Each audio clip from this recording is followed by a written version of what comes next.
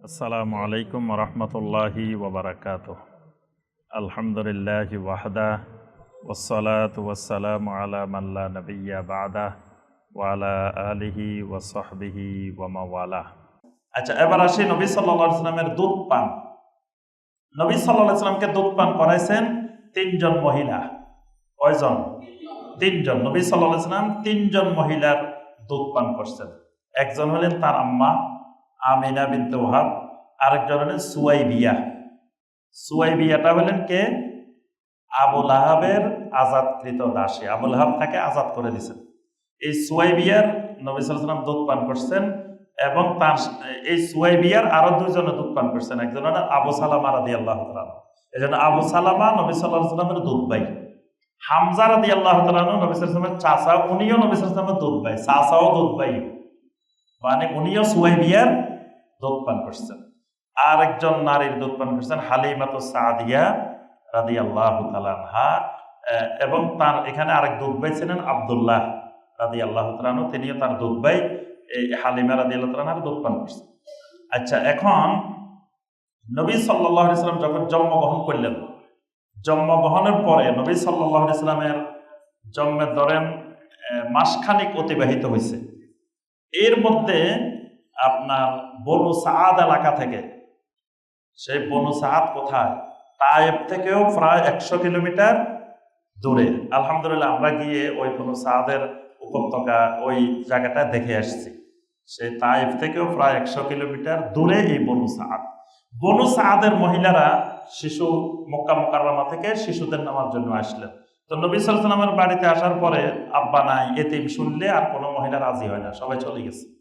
এবং হালিমা সাদিয়া রাদিয়াল্লাহু তাআলা আনহা তারাও চলে গেছে। তার স্বামী বলছে না না না, নেওয়া দরকার নেই, এই ছেলের বাবা নাই, এতিম, তো দাদা আর কি দিবে, এখানে বেশি টাকা পয়সা পাওয়া যাবে না, এই জন্য তারাও নিতে রাজি হয়নি। কিন্তু হালিমা সাদিয়া রাদিয়াল্লাহু তাআলা আনহা সারাদিন ঘুরলেন, কোনো সন্তান পান নাই। এখন যাওয়ার সময় তিনি চিন্তা করলেন যে একেবারে খালি হাতে ফিরে যাওয়ার চেয়ে এটা নিয়ে যাই। এখন প্রশ্ন হলো যে মক্কার ছেলে তাই ওখানে বনু সাআদে যাবে কেন? ওদের দুধ পান করবে কেন? মা দুধ পান করাইতে অসুবিধা কি, বা এখানে থাকলে অসুবিধা কি? এখানকার ছেলে সব বনু সাআদে পাঠাবে কেন? এটা একটা প্রশ্ন না? যে ওখানে টাকা পয়সা দিয়ে অন্য মহিলাদের কাছে পাঠানোর দরকারটা কি? এটার কারণ ছিল তৎকালীন যুগে অনেকগুলো কারণ ছিল। একটা কারণ ছিল মক্কা মুকাররমা ছিল তৎকালীন শহর, আর বনু সাআদ ছিল গ্রাম। এই শহরের মানুষগুলো পছন্দ করত যে তাদের সন্তানেরা শহরে বড় না হয় গ্রামে বড় হোক। এই জন্য শহর থেকে তারা শিশুদেরকে গ্রামে পাঠিয়ে দিতেন। দ্বিতীয় বিষয় ছিল ওখানে স্বাস্থ্যকর পরিবেশ। বনু সাআদের পরিবেশটা ছিল, আবহাওয়াটা ছিল স্বাস্থ্যকর। একটা শিশু স্বাস্থ্যকর ভাবে গড়ে ওঠার জন্য ওই বনু সাআদ ছিল উপযোগী। ওই এলাকাটা মক্কা মুকাররমায় তারা মনে করত যে একটা শিশু সুস্থ সবল হয়ে গড়ে উঠবে না, স্বাস্থ্যবান হয়ে গড়ে উঠবে না, এই জন্য তারা ওখানে পাঠিয়ে দিত। আবার ওখানকার ভাষাটা ছিল বিশুদ্ধ আরবি ভাষা। এখানের ভাষা মক্কা মুকাররমায় বিশুদ্ধ আরবি ছিল না, যাতে শিশুটা ছোটবেলা থেকে বিশুদ্ধ আরবি ভাষী হয়ে গড়ে ওঠে, এই জন্য তারা ওই বনু সাআদে পাঠিয়ে দিত। তারপরে আরেকটা হলো মা বাপ বিহীন ছোটবেলা থেকে যেন সবর মুজাহাদা করে বড় হয়, এই অভ্যাস গড়ে তোলার জন্য। মানে মা বাবার কাছে থাকলে আদরে আদরে এটা ছোটবেলা থেকে এটার অভ্যাস খারাপ হয়ে যাবে। বড় হইলে এটা তৎকালীন যুগের তো বড় কাজ ছিল যুদ্ধে যাওয়া, মারামারি করা, যুদ্ধ বিগ্রহ করা, এগুলোর জন্য মা বাবার কাছে থাকলে এটা সাহসে হবে না। তার চেয়ে মা বাবা বিহীন দূরে এক জনপদে থাকলে ছোটবেলা থেকে মা বাবা বিহীন সেই মানে প্রচেষ্টা চালাতে চালাতে এক সংগ্রামের মধ্য দিয়ে সে বড় হবে, যাতে তার ভিতরে ওই সংগ্রামী প্রতিভা গড়ে ওঠে।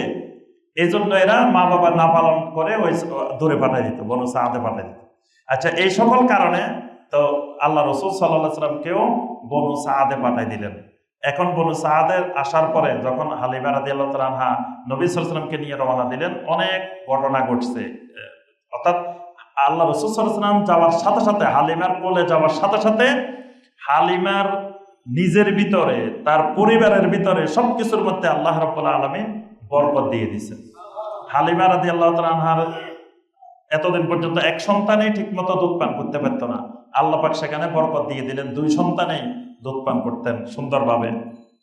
তারপরে তাদের ছাগল, তাদের যা যা সম্পদ ছিল এগুলোর মধ্যে আল্লাহ রাব্বুল আলামিন বরকত দিয়ে দিয়েছেন। এবং তার স্বামী কয়েকদিন পরেই তাকে লক্ষ্য করে বলছিলেন যে এই শিশুকে আমরা আনতে চাই নাই, অথচ আল্লাহ রাব্বুল আলামিন এই শিশুর মাধ্যমে আমাদের পরিবারে বরকত ঢেলে দিয়েছেন, অনেক বরকত দিয়েছেন।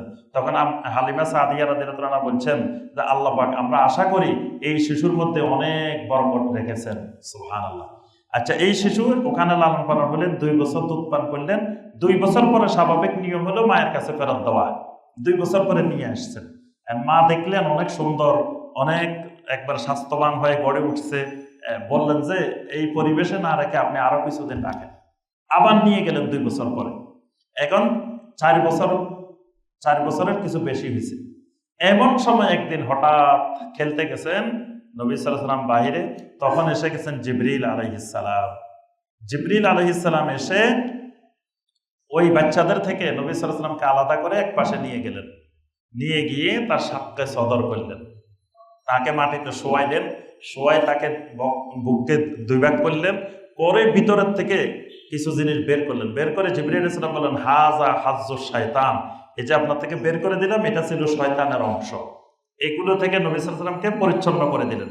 করে দিয়ে জমজমের পানি দিয়ে নবী সাল্লাল্লাহু আলাইহি ওয়াসাল্লামের ভিতরের জিনিসগুলোকে ধুয়ে পরিষ্কার করে আবার রেখে আবার লাগাই দিলেন। এখন ওই শিশুরা দৌড়াইতে দৌড়াইতে বাড়িতে গেছে, যাই বলছে যে আমাদের ভাইকে তো ধরে নিয়ে গেছে, আমাদের ভাইকে তো মেরে ফেলছে, ধরে নিয়ে মেরে ফেলছে। ওরা দেখছে ওখানে যে সাক্ষ্য সদর করতেছে, বলছে মেরে ফেলছে, আমাদের ভাই মোহাম্মদকে মেরে ফেলছে। তখন হালিমা রাদিয়াল্লাহু তাআলা আনহা তার স্বামী সহ দৌড়ায় আসলেন, এসে দেখলেন তিনি মাটিতে শুয়ে রয়েছেন এবং তার এখানে রক্ত বিভিন্ন চিহ্ন দেখা যাচ্ছে। তখন তারা চিন্তিত হয়ে গেলেন, কোন সময় এই শিশুর কি হয়ে যায়, আমরা তার মায়ের কাছে কি জবাব দেব, দাদার কাছে কি জবাব দেব।